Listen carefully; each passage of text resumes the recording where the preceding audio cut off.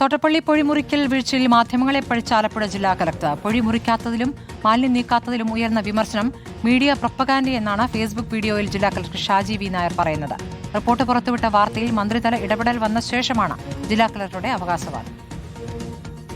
തോട്ടപ്പള്ളി സ്പിൽവേയിൽ നമ്മൾ 39 ഷട്ടർ തുറക്കുകയും അതിന് മുമ്പ് തന്നെ അതിൻ്റെ പൊഴി മുറിക്കുകയും കൃത്യമായി ചെയ്തിട്ടുള്ള ഇറിഗേഷൻ വകുപ്പാണ് അതിൻ്റെ മുന്നൊരുക്കങ്ങൾ ചെയ്യുന്നത്. അത് ജില്ലാ അഡ്മിനിസ്ട്രേഷൻ കൃത്യമായി പരിശോധിച്ച് അത് ഉറപ്പുവരുത്തിയിട്ടുള്ളത് തന്നെയാണ്. തോട്ടപ്പള്ളിയിലെ പൊഴിമുറിക്കൽ പ്രതിസന്ധി റിപ്പോർട്ടർ വാർത്തയാക്കിയതിന് പിന്നാലെയായിരുന്നു റവന്യൂ വകുപ്പ് ഉണർന്നത്. വാർത്തയ്ക്ക് പിന്നാലെ തോട്ടപ്പള്ളിയിലെത്തിയ കുട്ടനാട് MLA റിജി ചെറിയാനും ആശങ്ക പങ്കുവച്ചിരുന്നു.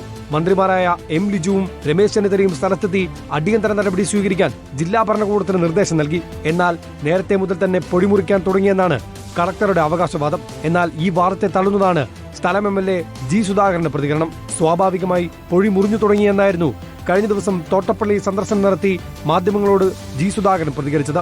കുട്ടനാട്ടിൽ വെള്ളം പൊങ്ങിയപ്പോൾ മാത്രമാണ് തോട്ടപ്പള്ളിയിൽ മണ്ണുമാന്തി യന്ത്രങ്ങൾ പോലും എത്തിയതെന്ന് നാട്ടുകാർ പറയുന്നു. JCB ഇവിടെ വന്നിട്ട് ഇന്നത്തേക്ക് 4 ദിവസമായുള്ളൂ. 4 ദിവസം കൊണ്ടാണ് ഇവരിങ്ങനെ കുഴിച്ചത്. ഇങ്ങനെ കുഴിച്ചിട്ടൊന്നും ഒരു കാര്യമില്ല. പ്രളയജലത്തിന്റെ ഒഴുക്കിൽ സ്വാഭാവികമായി മുറിഞ്ഞ 100 മീറ്റർ അല്ലാതെ ഇറിഗേഷൻ വകുപ്പ് 1 മീറ്റർ പോലും പൊഴി മുറിച്ചു മാറ്റിയിട്ടില്ലായിരുന്നു.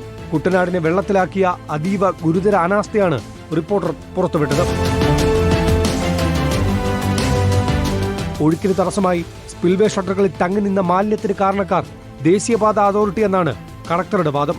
എന്നാൽ മാലിന്യം കടന്നുപോകാൻ തടസ്സം നിന്ന കടൽപാത നീക്കം ചെയ്യാൻ ഇന്നലെ മാത്രമാണ് നോട്ടീസ് നൽകിയതെന്നാണ് ദേശീയപാത അതോറിറ്റിയുടെ വിശദീകരണം. 30 മീറ്ററോളം വരുന്ന നടപ്പാത മുറിച്ചു മാറ്റിയതോടെ മാലിന്യങ്ങൾ ഒഴുകി നീങ്ങി തുടങ്ങി. 3 മാസങ്ങൾക്ക് മുമ്പേ തുടങ്ങേണ്ടിയിരുന്ന മഴക്കാല പ്രതിരോധ പ്രവർത്തനങ്ങളിൽ ഇറിഗേഷൻ വകുപ്പ് ഇപ്പോഴാണ് സജീവമായത്. ഒരിക്കലും വെള്ളം കയറില്ലെന്ന് വാഗ്ദാനം ചെയ്യപ്പെട്ട AC റോഡിന്റെ പെരുമയ്ക്ക് മുകളിലും വെള്ളം കയറി. തോട്ടപ്പള്ളിയിലെ തടസ്സങ്ങൾ പൂർണ്ണമായി നീങ്ങിയാൽ കുട്ടനാട്ടിലെ ജലം ദിവസങ്ങൾക്കുള്ളിൽ ഒഴുകി മാറും.